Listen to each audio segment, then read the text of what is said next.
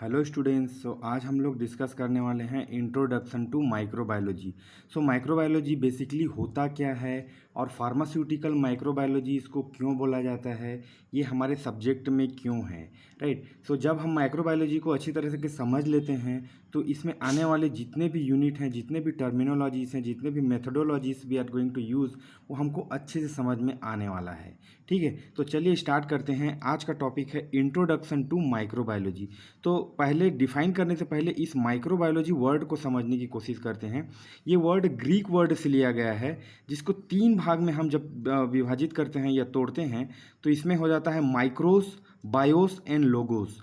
माइक्रोस का मतलब होता है स्मॉल, छोटा। ठीक है, बायोस का मतलब होता है लाइफ, बायोलॉजी, जहाँ पे भी लाइफ होता है उसको वहाँ पे बायो वर्ड यूज़ किया जाता है। एंड लोगोस मतलब होता है साइंस। ठीक है, अब जब हम इस तीनों को मिलाते हैं एक साथ तो study of small life, right. Small life science, right. इसमें स्मॉल लाइफ का मतलब क्या है, माइक्रो ऑर्गेनिज्म से है और माइक्रोब्स से है, राइट। जब हम माइक्रो ऑर्गेनिजम्स की साइंटिफिकली स्टडी करते हैं उसको बोलते हैं माइक्रोबायोलॉजी। ये तो हो गया शब्दों का अर्थ।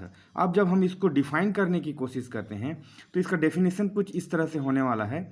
Pharmaceutical microbiology involves the study of the specific microorganisms associated with the development, scale-up, and manufacture of pharmaceuticals, and the subsequent minimizing or elimination of the number of microorganisms in a process environment, right। तो ये definition completely pharmaceutical manufacturing unit को parental unit में जिस तरह से micro organism को deal किया जाता है उसके हिसाब से डिफाइन किया गया है। ये नॉर्मल माइक्रोबायोलॉजी के डेफिनेशन से अलग है। तो इसमें क्या बोल रहा है, pharmaceutical microbiology involves the study of the scientific और study of the specific microorganism. किसी एक स्पेसिफिक तरह के माइक्रो ऑर्गेनिजम्स को हम स्टडी करते हैं जो कि एसोसिएटेड होता है किसमें, development of the pharmaceutical product, scale of the pharmaceutical procedure methodology and manufacture of the different types of pharmaceuticals का मतलब यहाँ पे है टैबलेट, कैप्सूल, ऑइंटमेंट, लिलीमेस, जो भी फॉर्मुलेशंस हम करते हैं किसी मेडिकामेंट के लिए उसके लिए। और ये तो हो गया जो इसके साथ एसोसिएटेड है उन माइक्रो ऑर्गेनिज्म के बारे में। बट कुछ माइक्रो ऑर्गेनिज्म इन प्रोडक्ट्स के लिए, इन फार्मास्यूटिकल्स के लिए हार्मफुल होते हैं, इसीलिए एक और चीज़ यहाँ पे जोड़ा गया है, एंड सब्सिक्वेंट मिनिमाइजिंग और एलिमिनेशन, उनको कम करने के लिए और उनको हटाने के लिए, जिसी का नाम हम स्टेरिलाइजेशन पढ़ने वाले हैं। ठीक है, elimination of the number of micro organism in a process environment. जो भी फार्मास्यूटिकल इंडस्ट्री होता है जहाँ पेरेंटल प्रोडक्ट्स और बहुत सारे सेंसिटिव ड्रग्स को मैन्युफैक्चरिंग किया जाता है, फार्मुलेट किया जाता है, वहाँ पे माइक्रो ऑर्गेनिज्म हो सकते हैं, क्योंकि वो हवा में हो सकते हैं, वो पानी में हो सकते हैं, वो किसी रॉ मटेरियल में हो सकते हैं, इक्विपमेंट में हो सकते हैं। तो उनको कैसे कम करते हैं, इन सब के बारे में जब हम बेसिकली अच्छी तरीके से पढ़ाई करते हैं उसको फार्मास्यूटिकल माइक्रोबायोलॉजी बोलते हैं, राइट। ये बहुत ही आसान तरीके से समझा जा सकता है। दो चीज़ें यहाँ पे, किसी स्पेसिफिक माइक्रो ऑर्गेनिज्म जो हमारी हेल्प करता है एंटीबायोटिक बनाने के लिए या फिर किसी और बायोलॉजिकल प्रोडक्ट्स, वैक्सीन बनाने के लिए, सेरा बनाने के लिए, उसको हम पढ़ाई करेंगे। और कुछ माइक्रो ऑर्गेनिज्म जो हमारे प्रोडक्ट्स के लिए हार्मफुल हो सकते हैं उनको प्रोसेस इन्वायरमेंट से हटाने का काम करने के लिए जो भी मेथडोलॉजी यूज होगा उस चीज़ के बारे में हम यहाँ पे स्टडी करेंगे। तो चलिए चलते हैं आगे, माइक्रोब्स। तो यहाँ पे माइक्रोब्स अब हम यहाँ पे देख चुके हैं, जैसे कि माइक्रोबायोलॉजी में हम माइक्रो ऑर्गेनिज्म के बारे में स्टडी करते हैं। तो इन माइक्रोब्स को कैसे हम डिवाइड कर सकते हैं, माइक्रोब्स को दो भाग में डिवाइड किया जा सकता है। Main category cellular and acellular. Cellular में हम बैक्टीरिया, फंगाई, आर्किया, ये सबको रखेंगे। असेल्यूलर में सारे वायरसेस आ जाएंगे। ठीक है, तो सेल्यूलर में दो तरह के सेल्यूलर हो सकते हैं, यूनिसेल्यूलर एक ही तरह का सेल, मल्टी सेल्यूलर कई तरह के cell, one cell, various cell, right. इसके हिसाब से बहुत सारे ऑर्गेनिज्म डिफाइन होते हैं आगे चल के। ठीक है, micro organism refers living body not able to view by the naked eye. ये हम देख चुके हैं, क्योंकि इसको हम माइक्रोस्कोप के द्वारा ही देख पाएंगे और at the same time they are living organism. अब सोर्सेस के बारे में थोड़ा बात करते हैं कि इसके क्या क्या सोर्स हो सकते हैं, कहाँ कहाँ माइक्रो ऑर्गेनिज्म हो सकता है, ठीक है, या कहाँ से ये पैदा हो सकता है। तो सोर्सेस में फर्स्ट आता है एनिमल सोर्सेस, राइट। तो ये पैथोजेनिक ऑर्गेनिज्म हो सकते हैं जो कि ह्यूमन को ट्रांसमिट हो सकते हैं, चाहे डायरेक्टली हो चाहे इनडायरेक्टली। दूसरा सोर्स हो सकता है एयरबर्न, जो हवा में पैदा होने वाला है, रिस्पिरेटरी ट्रैक के थ्रू वो इन्फेक्ट करता है पर्सन को, और जब वो डिस्चार्ज होता है नोस और माउथ के थ्रू, जब कफिंग और स्नीजिंग कोई छींक देता है, खांस देता है, तो वो फिर वहाँ से फूड में सेटल हो जाता है, क्लॉथ में सेटल हो जाता है, और इसी तरह से वो ट्रांसमिट होता है। पेंडेमिक में हम देख चुके हैं जो viruses how it was transmitting. तीसरा सोर्स हो सकता है contact infection, like STD, sexual transmitted disease, और किसी तरह से फिजिकल कॉन्टैक्ट, हाथ मिलाने से, गले मिलने से जो हो सकता है वो होगा। चौथा हो सकता है फूड बर्न, जो फूड में ही पैदा होता है, जैसे कि कोई फ्रूट्स जब कॉन्टामिनेट हो जाता है, उसको कट करते हैं, उसमें रहता है, कोई ब्रेड ख़राब हो गया, कोई चिकन या फिर कोई सब्जी ख़राब हो गया, तो उसमें ड्यूरिंग हैंडलिंग भी उसमें हो सकता है, कोई फूड पैकिंग हुआ हैंडलिंग के दौरान, अगर infected person they are going to touch, और बाई फेकल और बाई इंसेक्ट द्वारा also it can transmit from one food to another food, right, like that. पाँचवा हो सकता है फॉमिटाइज, राइट। सो इसमें होता है books, different articles, cooking utensils, clothes, जो भी आइटम्स हैं, ये इन लोगों को एक पर्सन से दूसरे पर्सन के द्वारा टच किया जाता है, और इसमें वो माइक्रोब्स हो सकते हैं जो कि ट्रांसपोर्ट हो सकते हैं। ह्यूमन कैरियर्स, ह्यूमन के द्वारा हो सकता है, इंसेक्ट्स के द्वारा, जैसे हाउस फ्लाई है, मॉस्किटो है, ये एक जगह बैठते हैं, फिर दूसरी जगह जाते हैं, फिर तीसरी जगह जाते हैं, है ना। फिर सॉइल बर्नर, मिट्टी के अंदर भी पैदा होने वाले माइक्रो ऑर्गेनिज्म हो सकते हैं। अगर कोई पर्सन जिसको चोट लग गई है, कट हो गया है, वुंड हो गया है, तो उसके द्वारा वो मतलब उसको इन्फेक्ट कर सकता है। और प्लस कुछ वेजिटेबल्स जो होते हैं, जो रूट वाले होते हैं, जैसे कि पोटैटो है, जिंजर है ना, ट्यूबर्स है, राइस, लाइक लिकोरेस रूट है ना। तो इन सब में भी जो माइक्रो ऑर्गेनिज्म जो सॉइल में बर्न हुए हैं वो इनके थ्रू ट्रांसमिट हो सकता है। तो ये बहुत सारे सोर्सेज जो हम यहाँ पे देख सकते हैं, इसको हम लिख सकते हैं, है ना। इसके बाद होता है साइज की बात करेंगे, क्योंकि जब इस हम माइक्रो ऑर्गेनिज्म बोला जा रहा है, जब छोटा साइज बोला जा रहा है, तो थोड़ा साइज को भी समझना बहुत ज़रूरी है यहाँ पे कि क्या साइज हो सकता है। यहाँ ना 1 किलो 2 किलो या फिर उससे भी कुछ कम है, और यूनिट है तो कौन सी यूनिट में कौन से माइक्रो ऑर्गेनिज्म बिलोंग करते हैं, है ना।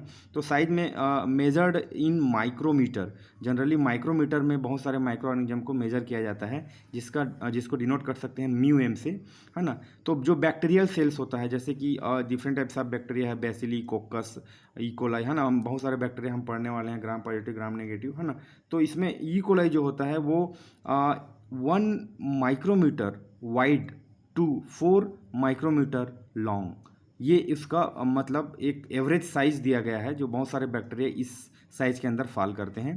प्रोटोजोअल सेल्स जो होता है, जैसे कि पैरामीशियम है, इनका साइज हो सकता है 25 micrometer wide to 100 micrometer long, है ना। वहीं पे वायरस की जब हम बात करते हैं, बहुत सारे इन्फ्लुएंजा वायरस हैं जिनसे सर्दी खांसी बुखार होता है, उनका साइज हो सकता है नैनोमीटर में, 100 नैनोमीटर, राइट। सो यहाँ पे हम बात कर लिए माइक्रोमीटर और नैनोमीटर को एनएम से डिनोट करते हैं। सो अब माइक्रोमीटर और नैनोमीटर में यहाँ पे हम देख सकते हैं कि इसमें कितना डिफरेंस होता है। 1 मिलीमीटर जो एमएम होता है, जनरली एमएम में कोई माइक्रो ऑर्गेनिज्म नहीं रहता, इसमें इंसेक्ट ही आएंगे, तो 1 मिलीमीटर इक्वल टू 1000 माइक्रोमीटर, ठीक है। वहीं पे 1 micrometer is equal to 1000 nanometer. तो जब आप सोच सकते हैं नैनोमीटर मतलब कितना छोटा है ना। तो इसीलिए वायरस, सभी वायरस नैनोमीटर में होते हैं, इसीलिए कोरोना के समय बहुत सारा डिफिकल्टी हुआ था, ठीक है। तो वायरस को देखने के लिए हमको पावरफुल माइक्रोस्कोप की ज़रूरत पड़ेगी, क्योंकि viruses are in nanometer, they are not in micrometer, ठीक है। तो ये फैक्ट जानना बहुत ज़रूरी है यहाँ पे। अब हम बात करेंगे ब्रांचेस के बारे में। तो माइक्रोबायोलॉजी के बहुत सारे ब्रांचेस हैं, जैसे कि फर्स्ट ब्रांच यहाँ पे हम देख सकते हैं पैरासाइटोलॉजी। तो जनरली इन नामों में ही उनके जिसके बारे में हम अध्ययन करने वाले हैं, पढ़ने वाले हैं, उसका नाम छुपा है। जैसे कि पैरासाइटोलॉजी, तो यहाँ पे क्या है, स्टडी ऑफ पैरासाइट्स, जो भी है different types of parasites, like Plasmodium है और बहुत सारे, और पैरासाइटिक डिसीज़ जैसे कि मलेरिया, है ना।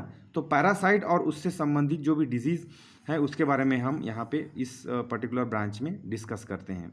माइकोलॉजी, यहीं पे स्टूडेंट्स भूल करते हैं, माइकोलॉजी एंड फाइकोलॉजी में कंफ्यूज होते हैं, तो इसको आप थोड़ा सा अच्छे से देख लेना। Mycology means study of fungi और fungal diseases. Bacteriology, study of bacteria and bacterial diseases. Virology, study of viruses and viral diseases. Protozoology, study of protozoa and protozoal disease.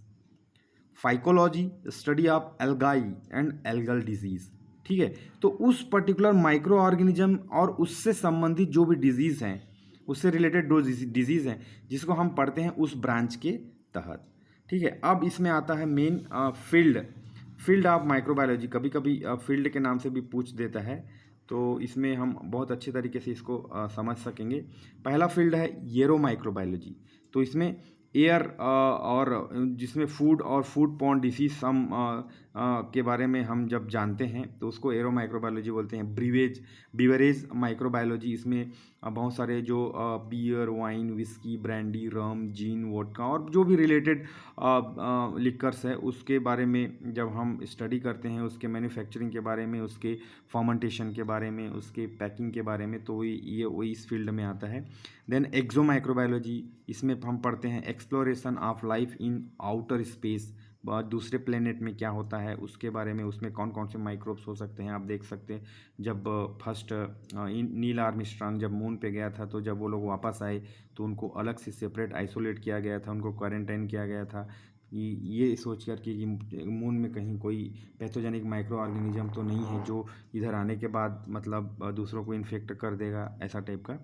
फिर चौथा होता है फूड माइक्रोबायोलॉजी, जिसमें चीज़, यगर्ट और जो भी फूड हम मैन्युफैक्चर करते हैं इंडस्ट्रीज़ में by the help of micro organisms, fermentation होता है, उसके बारे में हम स्टडी करते हैं। कैसे चीज़ बनाया जाता है, पनीर, कर्डलिंग ऑफ मिल्क, तो वो सब के बारे में स्टडी करते हैं। जियोकेमिकल माइक्रोबायोलॉजी, इसमें हम coal mines, mineral, gas, crude oil, इस सब के रिकवरी के बारे में, माइक्रोब्स कैसे हेल्प करते हैं, how the microbes are there and what they do, all those things, है ना। सिक्स्थ में इंडस्ट्रियल माइक्रोबायोलॉजी, इसमें बहुत सारे केमिकल्स बनाए जाते हैं, जैसे कि ethanol, acetic acid, lactic acid, citric acid, glucose, ये भी माइक्रोब्स की हेल्प से ही होता है, तो उसके बारे में हम स्टडी करते हैं। मेडिकल माइक्रोबायोलॉजी में हम बहुत सारे डायग्नोस्टिक किट्स के बारे में स्टडी करेंगे, वो कौन सा रिएजेंट यूज़ किया जाएगा किसको आइडेंटिफाई के लिए, how the staining is going to be, कौन सा डाइस यूज़ होगा, आरटीपीसीआर हम देख चुके हैं, एंटीबॉडी टेस्टिंग देख चुके हैं, है ना, मलेरिया टेस्टिंग, टाइफाइड, दुनिया भर का एलिमेंट्स के बारे में, प्रिवेंटिव मेजर के बारे में हम उसमें जान पाएंगे कि कौन सा एंटी माइक्रोबियल एजेंट, कौन सा एंटी फंगल, एंटी वायरल, है ना, किस टाइप का माइक्रो ऑर्गेनिज्म है तो उसमें किस टाइप का anti microorganism we are going to use, वो सब स्टडी करेंगे। फार्मास्यूटिकल, बेसिकली इसमें जो हमारा सब्जेक्ट है, इसमें एंटीबायोटिक प्रोडक्शन, जैसे कि बहुत सारे एंटीबायोटिक्स हम प्रोड्यूस करते हैं माइक्रो ऑर्गेनिज्म के द्वारा, जैसे बीटा लैक्टम एंटीबायोटिक्स है, पेनिसिलिन, एम्पीसिलिन, क्लोरेमफेनिकोल, सिफेलोस्पोरिन और बहुत सारे लॉन्ग लिस्ट है, टेट्रासाइक्लिन, वो सब एंटीबायोटिक को हम यहाँ पे प्रोड्यूस करते हैं by the fermentation by the different micro organism. Soil and agriculture microbiology में आता है गुड फॉर्म लैंड कैसे बनाना है, नाइट्रोजन फिक्सिंग बैक्टीरिया के बारे में हम उसमें देखते हैं, राइजोबियम, एजेटोबैक्टर, बहुत सारे लिस्ट है जिसके बारे में। वेस्ट ट्रीटमेंट मैनेजमेंट, इसमें जब इस फील्ड में डोमेस्टिक एंड इंडस्ट्रियल वेस्ट जो आता है उसको कैसे डील करना है, उनके बायोलॉजिकल ऑक्सीजन डिमांड को कैसे कम करके माइक्रो ऑर्गेनिज्म को, केमिकल ऑक्सीजन डिमांड को कैसे कम करके कैसे माइक्रो ऑर्गेनिज्म को हम रिड्यूस कर सकते हैं ताकि इन्फेक्शन कम हो, है ना। तो ये इस तरह से जब हम माइक्रोबायोलॉजी के इंट्रोडक्शन को समझ लेते हैं तो इसमें हमारे आने वाले जो क्लासेस हैं उनको समझ पाना बहुत ही आसान हो जाएगा। तो एक बार बारीकी से ये आप लोग देखिए और उसको समझने की कोशिश कीजिए। ये नोट्स आपको टेलीग्राम चैनल में मिल जाएगा PDF फॉर्म में। All the best, thank you.